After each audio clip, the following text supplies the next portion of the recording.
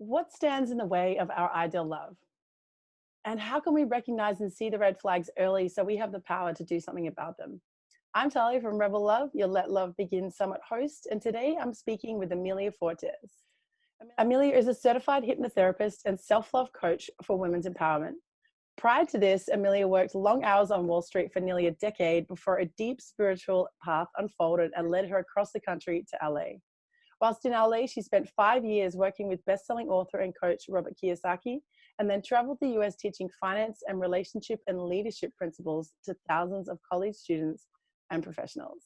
I'm super excited to have her here today to talk about the 5 deceptions that stand in the way of our ideal love life. Welcome, Amilia. How are you? Hi, I'm so happy to be here. Thank you for having me. Hi, everyone. I'm super excited for you to be here, especially to talk about these deceptions that stand in the way. So we're just going to jump right in, if that's okay with you. Yeah. Um, in a previous conversation you and I were having, we discussed the 5 deceptions. Now, there's nothing like a painful breakup to add more like false beliefs about who we are and all of the things that go on after a breakup. So I just wanted for you to tell us a little bit more about these 5 deceptions, if you would mind. Yeah, for sure. And I just want to say, love and relationships is my thing. Like, I've been studying relationships and love since I was like 3 years old. I've always been really perceptive of people and how they interact. And certainly when I got older, I even would, like, in my spare time, Google the chemistry and the science of love, dopamine, oxytocin, and all of that stuff.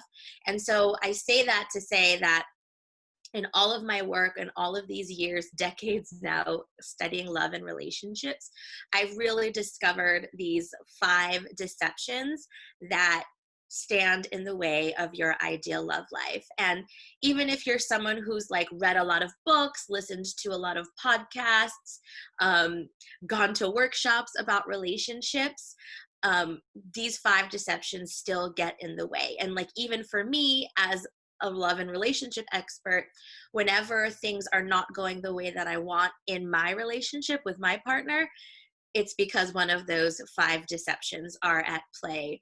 So I'm really excited to share them with you today. Of course, in the time we have, we can't cover all 5, but these are pretty solid that I've discovered. I still go through them, love experts still go through them, and my clients who work with me for relationship issues go through them. It's a little tidbit about what they are. Yeah, thank you. I just know that, I mean, if the relationships were easy, all of the experts in this summit would be out of a job. Right. And they're just so important, and they're everywhere, not just romantic relationships, work relationships, family relationships. And I'm finding that a lot of the information that a lot of these incredible speakers are sharing is really transferable to any relationship, not just a Absolutely. romantic. I mean, these deceptions are even transferable to your relationship with yourself, your relationship with money and abundance. So it's not just romantic partnership. Like, if you really study these 5 deceptions and learn them and take them in, you can see that with any relationship you have, even with like material things. So I know we're going to deep dive on a couple of, like a few of the 5.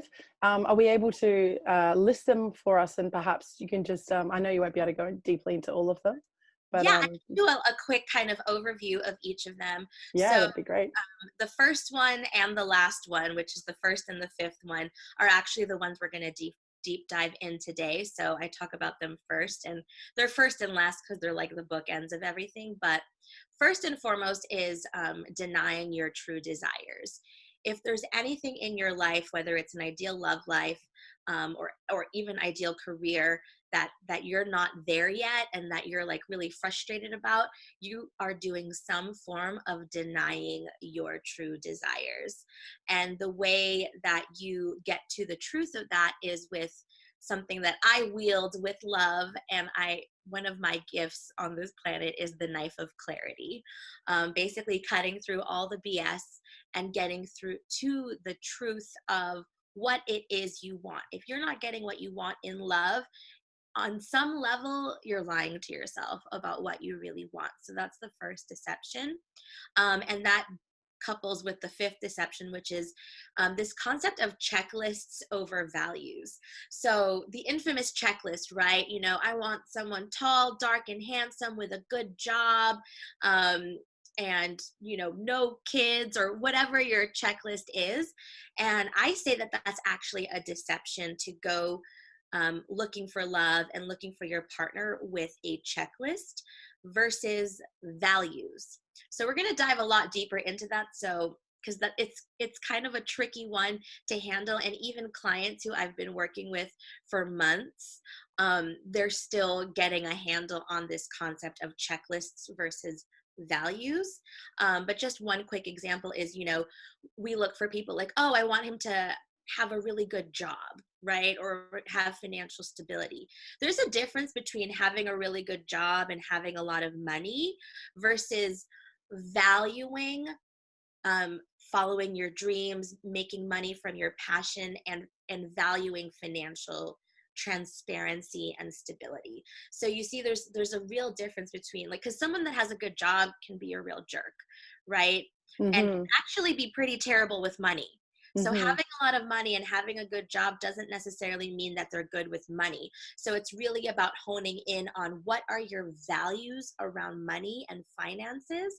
And that is how, when you do values-based choosing, which is the medicine, that is how you really choose the partners, the people, the friendships, the coworkers, all of that, from a place of values over checklists. Nice. So we'll dive so much deeper into that, but that's like the overview. And then the other three are uneven, unhealthy power play. So on some level, you and what you want are at an unhealthy power play. So it's like either you think you're not good enough for what you want, or on some level, like you're too good for it. Like you've done some like denial, and you're just like, oh, I don't need a man, you know, to be happy, which of course I believe is true. You don't need a man to be happy, but that gets in the way of you actually admitting that you desire a partnership. Right. So there's unhealthy power play that goes on there. And then the other one is energetic entanglement with the past. So we all have a past, we all had childhoods. There's things that have happened in your life that leave you energetically hooked into the past, which is actually having you be unable to be present with your future, or even with the person you're currently dating. It could look like that you're still stuck on your ex somehow, even though you're totally over them. There's still some like energetic tendrils that leave you hooked in the past. And so you really have to unpack and declutter that with love and care. And then the last deception is unconscious and harsh judgment of self and others. So this is like the usual thing where all men are dogs, or men only want one thing. And so you have these learnings that you've had probably from when you were really young, that are like these belief systems that are like in your subconscious library. And so you could be wanting to believe that there's a wonderful partner out there for you that loves you for who you are, even if you are like a really sexual being. But then there's these belief systems of like, well, you know, if you have sex too soon, they're never going to want you. Like, that's just a belief, and that's just a judgment. That's not necessarily true. I know people who have married people and they had sex on the first date or whatever, you know. So it's really about unpacking those beliefs that you have and those judgments that you have, either against yourself or other people, that are standing in the way of actually believing in the love life that you want. Nice. I love this. So yeah, it's great. And you sum it up so perfectly too. Like I feel like just having this structure and these 5 key points that we can like really, you know, look into and see if they're applying to a particular situation. Wow. Yeah. And when I work with my clients, either individually or sometimes in a group, we do deep dive into each of those deceptions. I actually, as we're recording this, just wrapped up a group program where we spent like 8 weeks, just really 9 actually. It ended up being really deep diving into these deceptions and how they show up. Because, you know, there's a these are the 5 deceptions, but they show up differently depending on who you are. Right, right. So you might have, say, a deception in a romantic relationship that is the same deception in another relationship, but it looks different. Absolutely. And also like energetic entanglement, I mean, that runs the gamut, right? Like we Yeah. all have different childhood experiences, past experiences, relationship experiences. So we all have energetic entanglements with the past, but what they are and who they are too, that will really require, some more deep diving, either on a one-on-one coaching level or like in a group setting where we can journal and really dive deep into how they show up for you.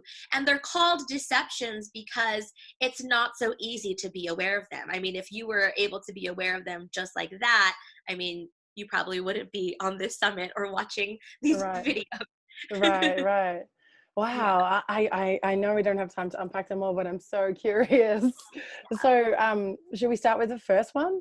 Yeah. Well, I mean, and just, I know we're going to talk about it at the end, but the free gift that I have is a PDF, which is a deep dive into them, but we'll Oh, talk more about that. perfect. But for those that are like, I want to dive deeper, like you'll be able to get something that'll help you dive deeper into all of them. Nice. Awesome. Awesome. So tell us about the first one. Let's go a little bit deeper into that one. Yeah, absolutely. So, I mean, denying your true desires, I think there's so many different directions that I can go with that one. But I think one of the main things that we all deal with is the things that we learned when we were younger, either by our parents or our primary caregivers, or really any influential adults that we had in our lives when we were children. They have taught us, whether literally taught us, like they literally sat us down and said, men only want one thing, or they taught us by how we observed how they are in relationships or the beliefs that they had. And we have these things that are subconsciously in our minds about what we should want in a relationship, or who we should want to be with, or what kind of relationship we should want. And I think anyone in like the LGBTQ community can really understand this, because our society places on us like, you should want a heterosexual monogamous relationship, right? Right. But there are people who deeply desire, they're not heterosexual, number one. Mm-hmm. There's a spectrum of sexualities and Mm-hmm. genders, right? But then also, not everyone desires monogamy. But if we think about it, there's this deception that is overarching across at least most Western cultures, that heterosexual, monogamous, then you want to get married, then you want to have children. Not everyone wants children. Not everyone wants to get married. So many things, right? But we deny our true desires because we want to belong.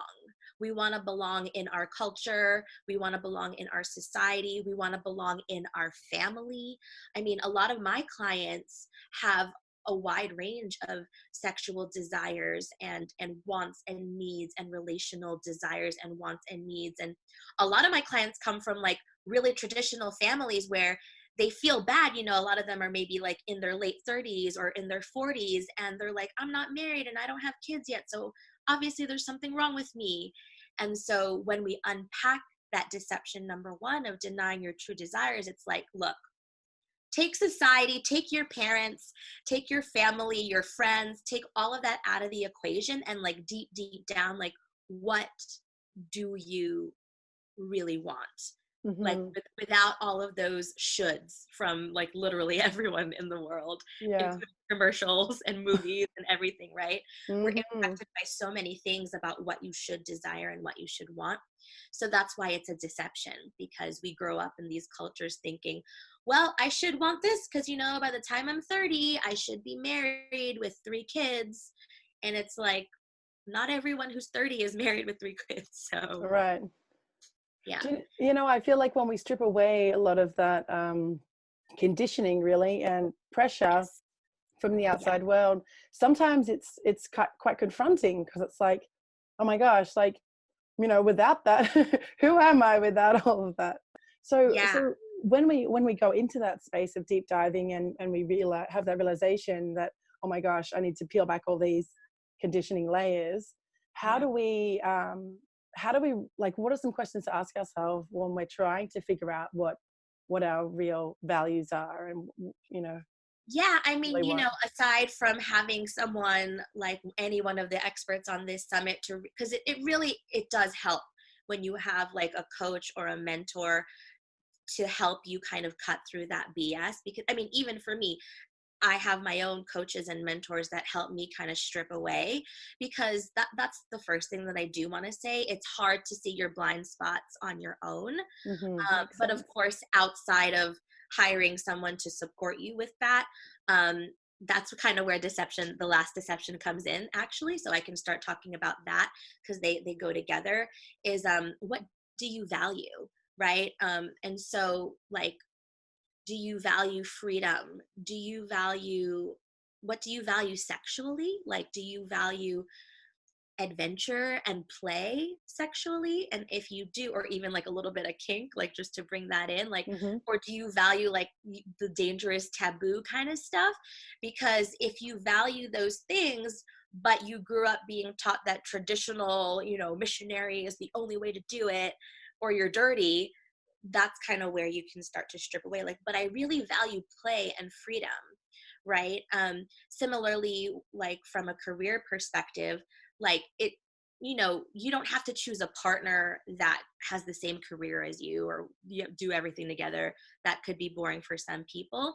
But if you really value artistic and creative expression, let's say, um, authenticity in an artsy fartsy way, then you don't necessarily have to have a partner that's artsy fartsy like you, but you would want someone that at least values those things.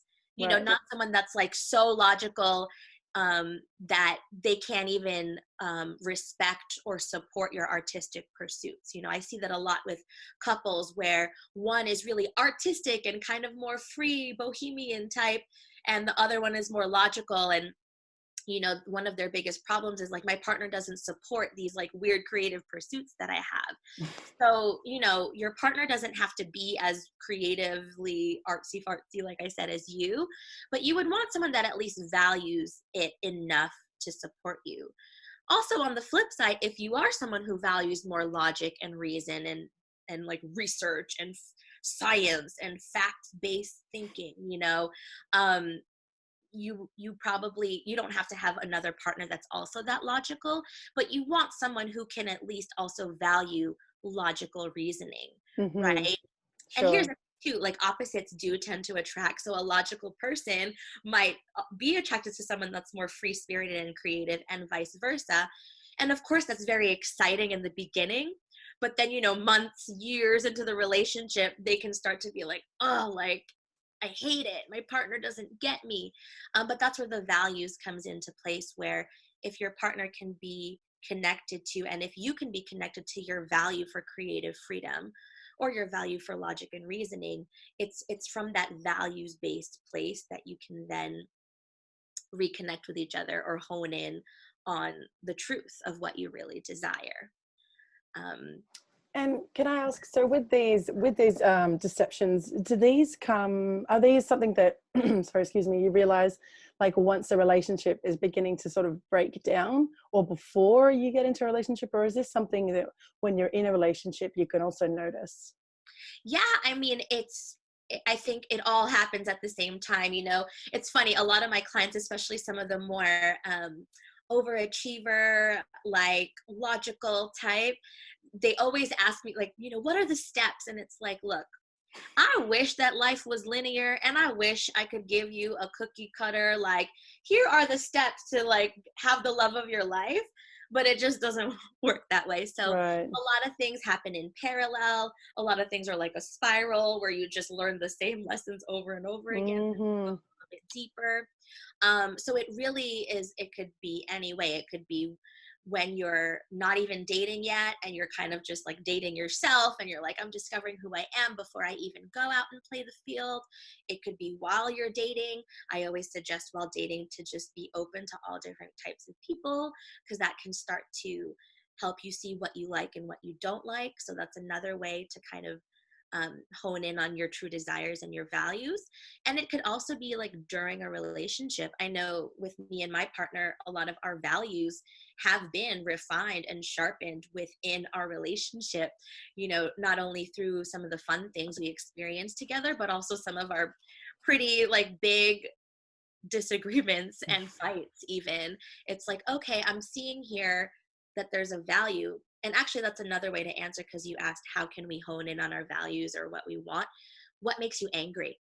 The Right. things that really piss you off will also lead you to what you value.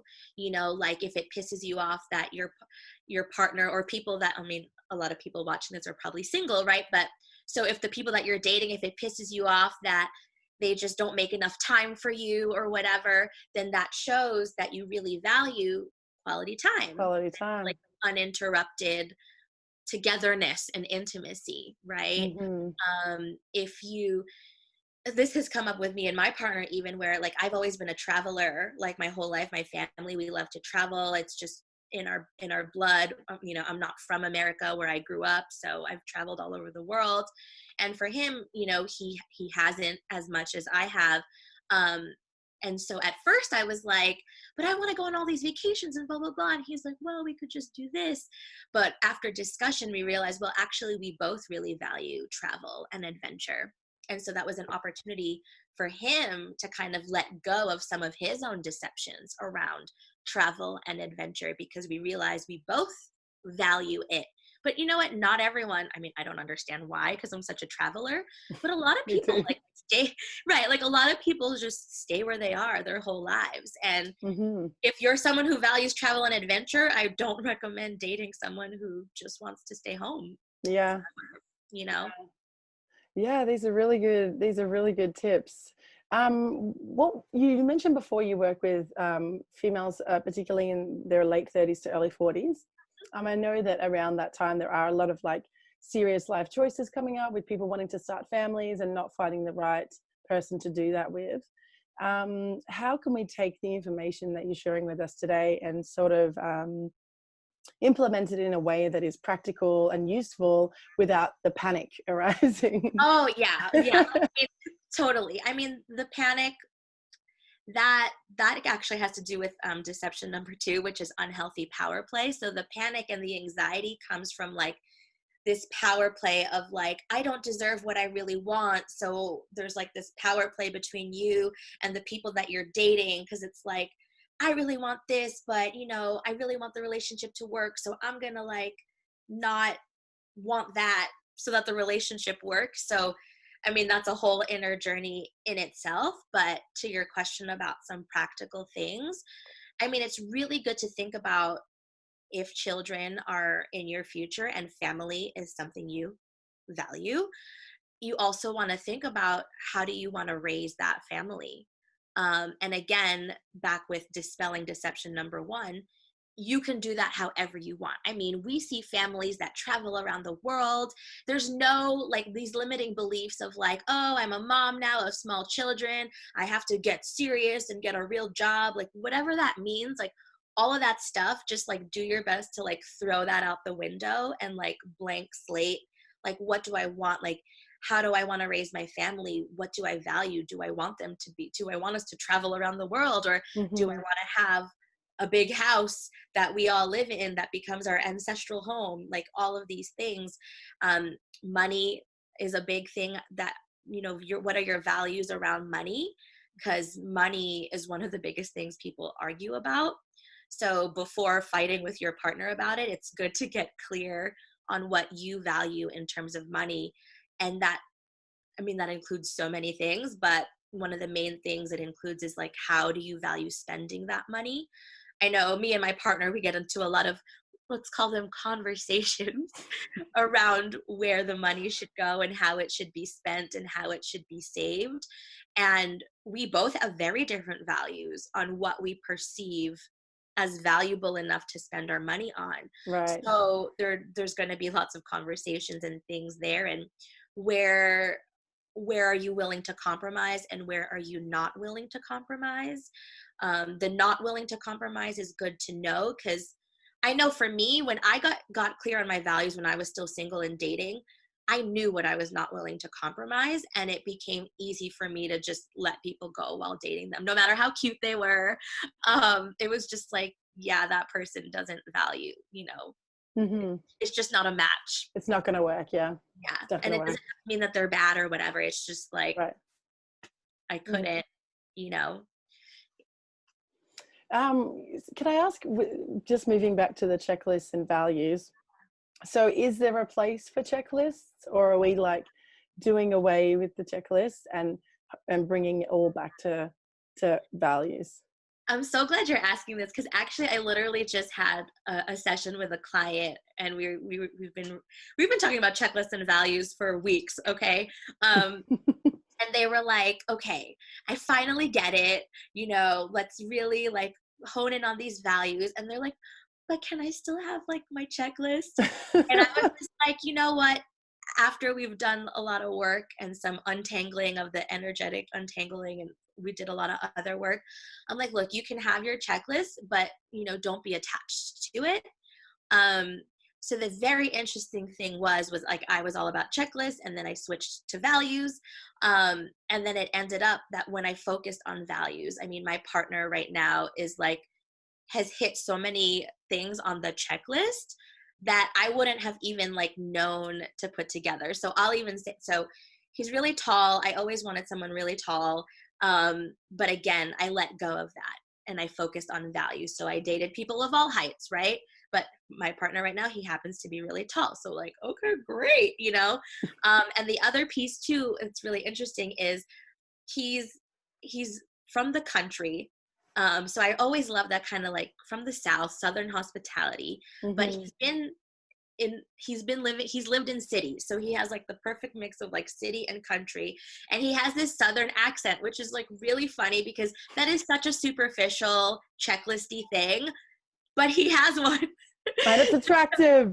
Right? Yeah, but like, it's so funny because it's like so many people will hear an accent and automatically like make up these things about this person. And I'm like, douchebags have accents too, right? Yeah. So, but like to me, it's like, it was really fun for me to observe all the checklisty things that he does have, that because I was able to like have them in my desire bucket, if you will, but I was able to be like not attached to them. Like I encourage people to be attached to the values. You want to be attached to the values. Hmm. Hmm. You can have your checklist for sure, but have that be like the cherry on top. Can we go into that a little bit more, just like about how we would transfer, or how we would look at our checklist and then go, okay, these are the things that I've listed. What's the actual value behind them? How do we pull out the value behind them? Yeah, absolutely. And you know what? This is the part that, well, one, in the PDF that is the free gift, I do have like a chart and there's some examples. So I will speak to some of them right now just so you kind of know, but there's like a pretty good like half-page list. But also it is a practice and a skill that has to be learned. And that's why I said, it's a deception, but even with my group program and even in my individual coaching, it is something that takes a few sessions sometimes to really tease out, and sometimes we're teasing them out over the whole like coaching program that I have with someone, because it is not something that we're taught checklists, like Right. we're not really taught values. But it's like basically take the checklist and like go deeper with it and just keep focusing on that one piece of the checklist and ask like what's really underneath that really matters, because it's not like, for me, let's take height, right? Because I said I like tall. So it's not the physical like inches or how tall they are that really matters. Like, what is it? And it's like, okay, well, I really like them to be like bigger than me and like be able to like hug me from behind like this. And so like I really dug deep, it was more about feeling safe and protected.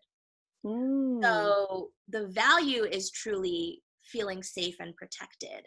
And so for me with dating, I was able to like knock out like people that just were not a match because I did not, for whatever reason, feel safe and protected with them. So and for me, not just physical safety and protection, but also emotionally. And so one of the big things that I that I really knew that my partner was someone I wanted to be with was when I revealed like about like we were just dating. We weren't Facebook official yet or anything. And like I saw him with some hot girl. They were, I don't know, they knew it, whatever. It's a whole story. But I saw him with some hot, and I got really, really jealous, and I held it in. And I withheld it, and like, but he was like, I know something's up with you. And I was like, who was that girl? Blah, blah, blah. And I just like was so raw, emotionally, like authentically jealous. And I was like, I feel so ashamed. Like, we're not even official. So like, who am I to like say all of that? But he was just like, he really held the space for that emotional authenticity. And instead of making me wrong or being like, dang girl, why you gotta be jealous or whatever, he was totally like, I'm so sorry that you held on to that all day. And, you know, thank you so much for sharing that with me. Like, I would love to clear this up for you. And just like, he just held such like really beautiful space and didn't make me wrong. And that I felt so emotionally safe. I was like, this is someone who I can be emotionally real with, and they won't judge me. They won't make me wrong. They won't like demonize me. And the fact that we were just starting dating, like it was like we only had known each other for a couple of weeks. So to me, I'm like, the fact that he can show that so early on, I was like, that's a value that I'm holding on to. And I mean, we've been together now for just over 4 years. And like that's been true.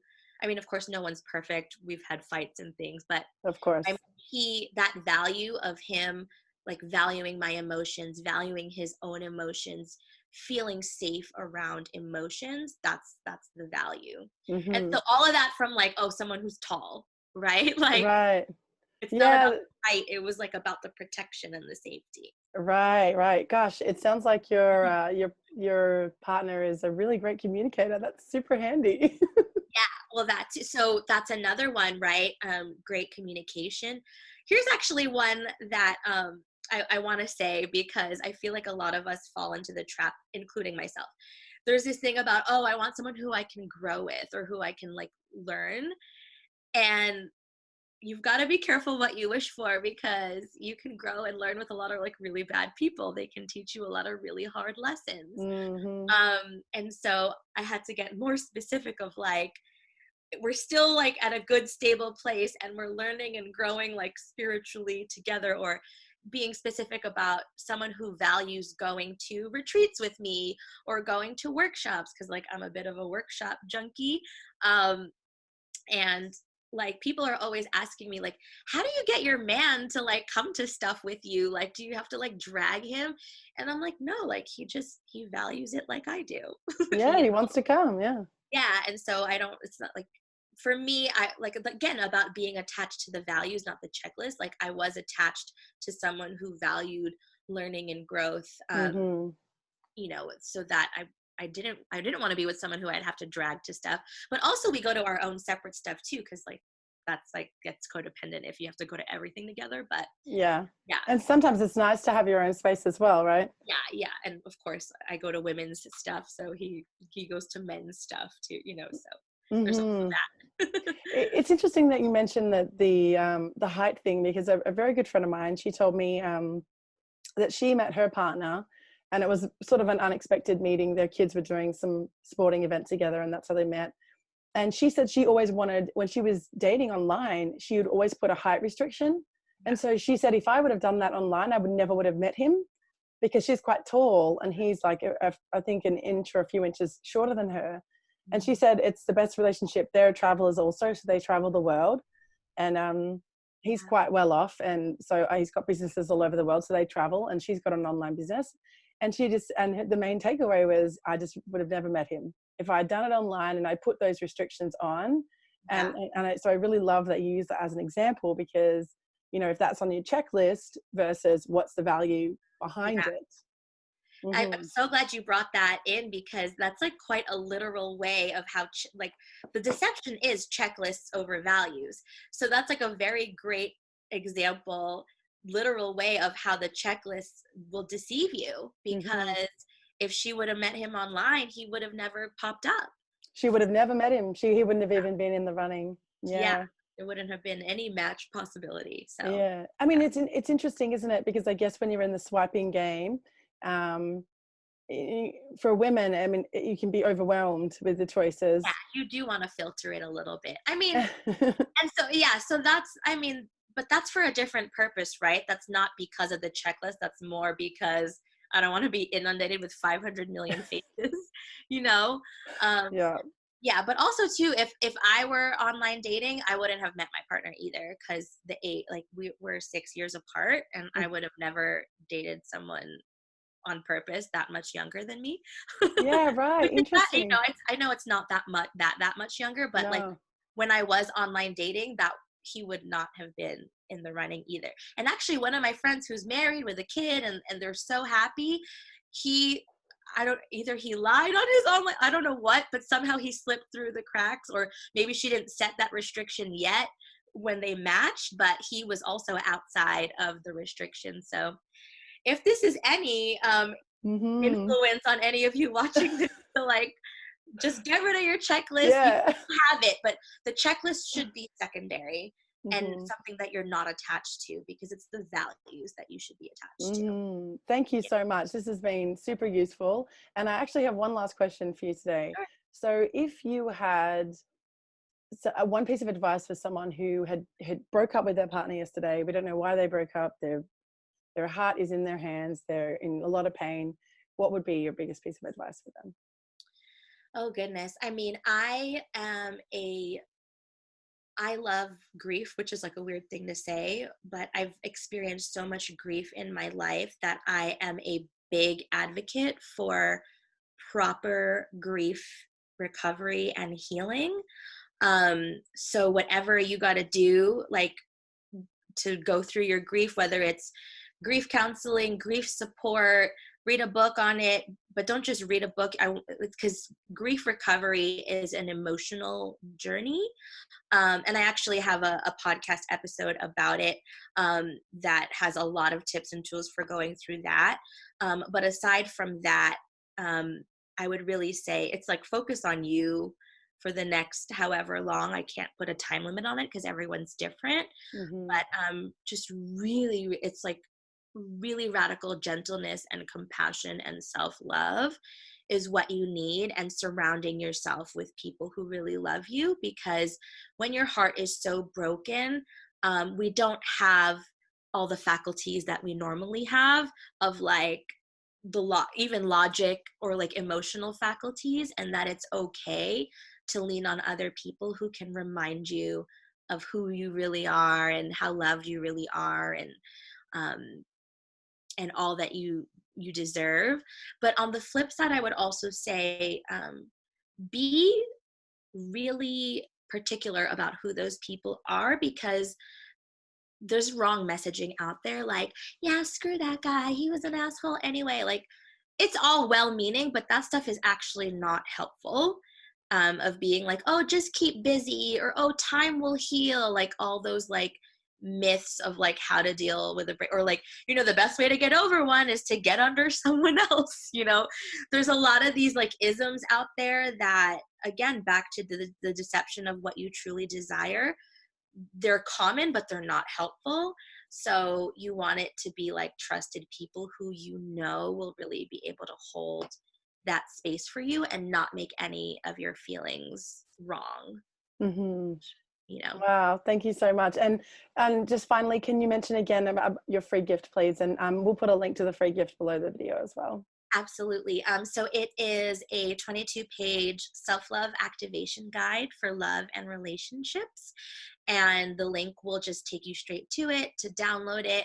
And it goes into depth about the 5 deceptions that we went over really quickly today, but it'll go much more into depth, as well as examples of what those deceptions look like, as well as client success stories with each deception.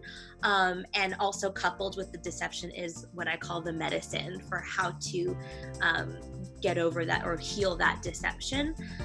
So yeah, it's 22 pages, it's beautiful, it's gorgeous, and I want you to have it. Thank you so much, Amelia. It's been such a pleasure to speak with you today. And you can get in touch with Amelia with the link below. Thanks again. so much. You're welcome. Thanks for having me.